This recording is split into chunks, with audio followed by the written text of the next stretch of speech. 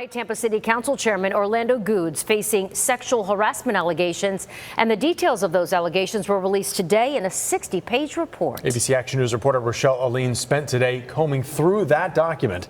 She joins us now outside of City Hall with the latest. Rochelle? Yeah, tonight we learned those allegations were made by a former legislative aide for the chairman, and it's important to note that this investigation found that he violated the city's sexual harassment policy not because he made unwanted sexual advances toward this aide, but because he made, quote, a hostile work environment for women. 60 pages, 19 allegations. That's the briefest way to sum up the 7-month investigation that the city of Tampa released Monday in connection to Council Chairman Orlando Gudes and a former legislative aide. The facts both sides can agree on: that the two were longtime friends and that Gudes hired her to be on his team in 2019. But after that is where the two stories change. In two separate investigations by the city's independent counsel and an outside law firm, it was found that at least 18 of the 19 claims made against the chairman were credible. Those claims range from alleged vulgar remarks about the female body to comments on women's bodies and sex to claims that the former aide was, quote, too sensitive.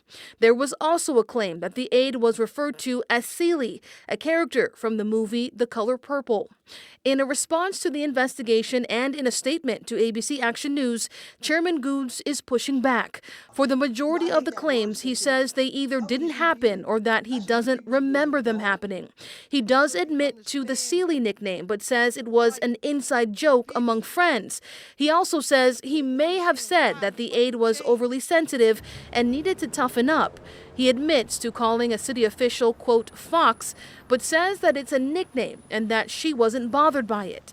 And he also says that he may have used vulgar language to refer to a female body part, but added that he was using that language because it was said to him first. In the end, he said that it's clear that some of the comments were inappropriate and that he should have established new boundaries when working with a friend, but he also says that what was said doesn't rise to the level of sexual harassment.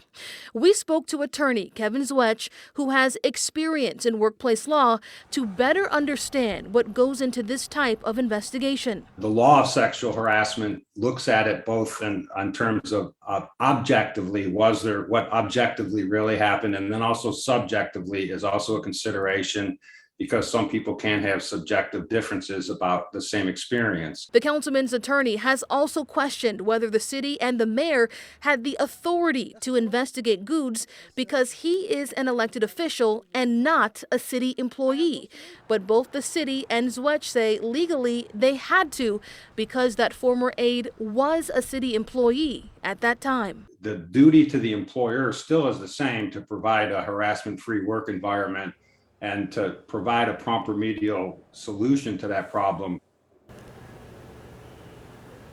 The city says if that aide wants to take this further, she can file complaints with the EEOC, the State Commission on Human Relations, or the State Ethics Commission. They also tell us she was removed from Gudes' office at the start of this investigation last August, and that she has worked for the city in a few different roles since then. In Tampa, Rochelle Aline, ABC Action News.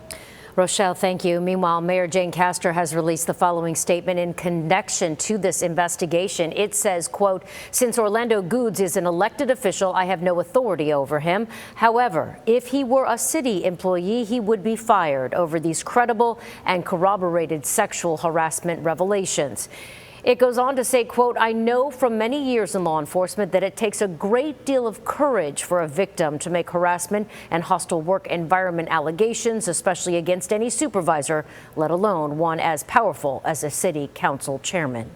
To read the full report and the statement from Council Chairman Gudes, go to our website, abcactionnews.com.